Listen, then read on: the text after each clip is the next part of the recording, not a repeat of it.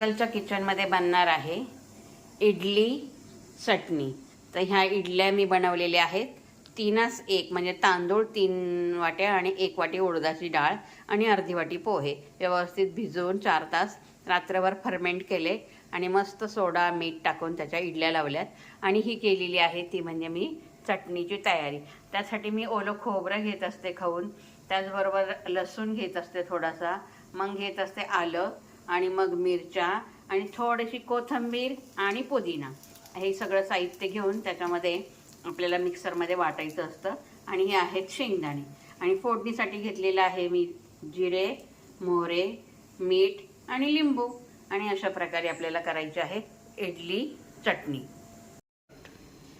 मस्त इडलीचं पीठ तयार करायचं। आपण इडलीचं प्रमाण दिलेलंच आहे पिठाचं आणि त्याप्रमाणे इडल्या करायच्या आणि मस्तपैकी असं स्टीम करून घ्यायच्या। आपली झालेली आहे इडली तयार।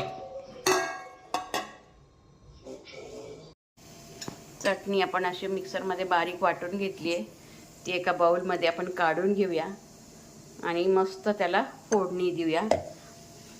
फोडणीसाठी मी एक छोटीशी लोखंडाची कढई आहे माझ्याकडे, ती मी गरम केली आहे आणि त्याच्यामध्ये मी तेल ओतलंय आणि त्याच्यामध्ये मी टाकणार आहे मोहरी। तेल गरम होऊ द्यायचं थोडं आणि मग टाकणार आहे मी मोहरी। थोडीशी मोहरी तडतड करून द्यायची आहे, मग टाकायचे त्याच्यामध्ये थोडेसे जिरे,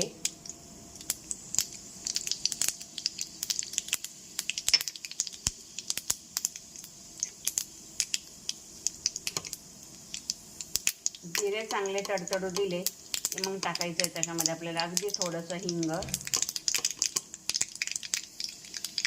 हिंगामध्ये अगदी थोडीशी टाकायची हळद,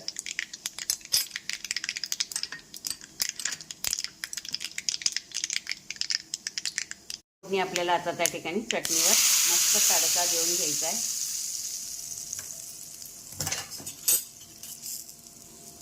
ही झालेली आहे आपली इडली बरोबर खाण्यासाठी मस्त अशी चटणी तयार।